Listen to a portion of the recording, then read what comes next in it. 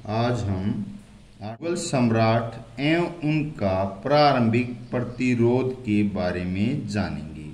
हल्दी घाटी युद्ध में महाराणा प्रताप को भील सरदार ने सहायता की थी, राणा पुंजा ने की थी। दुर्गावती की रानी थी, गढ़ मंडला की रानी थी। महाराणा प्रताप ने को अपनी राजधानी बनाया चावंड को। मुगल से भारत आए, मध्य एशिया से भारत आए थे। राजस्थान के प्रसिद्ध सिसोदिया वंश की स्थापना ने की थी, बप्पा रावल ने की थी। का अंतिम हिंदू सम्राट हेमचंद्र विक्रमादित्य, कालिंजर का किला रानी दुर्गावती का, जजिया कर औरंगजेब, खानवा का युद्ध राणा सांगा द्वारा था। हेमचंद्र विक्रमादित्य के विषय में टिप्पणी लिखें। हेमचंद्र विक्रमादित्य का जन्म 1501 ईस्वी में राजस्थान के अलवर जिले में हुआ। एमू ने संस्कृत, हिंदी, फारसी तथा अरबी की शिक्षा प्राप्त की। शेरशाह सूरी ने एमू की योग्यता से प्रभावित होकर उसे अपनी सेना में भर्ती कर लिया। एमू प्रशासनिक अक्षमता के साथ साथ व्यापार व वित्त संबंधी कार्यों में भी निपुण था। आदिल शाह ने एमू को शासन की समस्त जिम्मेदारी सौंपकर उसे प्रधानमंत्री तथा सेना का मुख्य सेनापति बना दिया। लगातार युद्ध जीतने के कारण एमू को विक्रमादित्य की उपाधि दी गई। सन 1556 ईस्वी में दिल्ली के सिंहासन पर एमू का राज्याभिषेक हुआ। 5 नवंबर 1556 ईस्वी को पानीपत की दूसरी लड़ाई में एमू की हार हुई। एमू को बंदी बनाकर अकबर के सामने लाया गया, उसकी हत्या कर दी गई। हेमचंद्र विक्रमादित्य ने अद्भुत शौर्य व वीरता का परिचय देते हुए अपने जीवन में 22 युद्ध जीते। वह 29 दिन दिल्ली पर शासन किया। अकबर के दरबारी कवि अबुल फजल ने अपनी पुस्तक अकबरनामा में एमू की प्रशंसा की है। हल्दी घाटी युद्ध का विस्तृत वर्णन है। हल्दी घाटी का युद्ध 18 जून 1576 ईस्वी को महाराणा प्रताप व अकबर की सेना के बीच हुआ।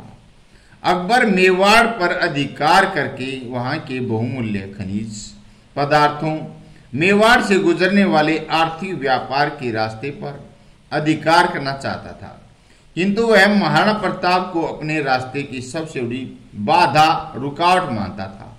अतः अकबर ने राजा मान सिंह व राणा के विद्रोही भाई शक्ति सिंह को मेवाड़ पर आक्रमण करने के लिए भेजा। महाराणा प्रताप भी अपने साथ राउत किशनदास, भीम सिंह डोडिया, रामदास मेड़तिया, भामाशाह, झालामान और भील सरदार राणा पुंजा को लेकर हल्दी घाटी पहुंचे। हल्दी घाटी में दोनों सेनाओं के बीच घमासान युद्ध हुआ।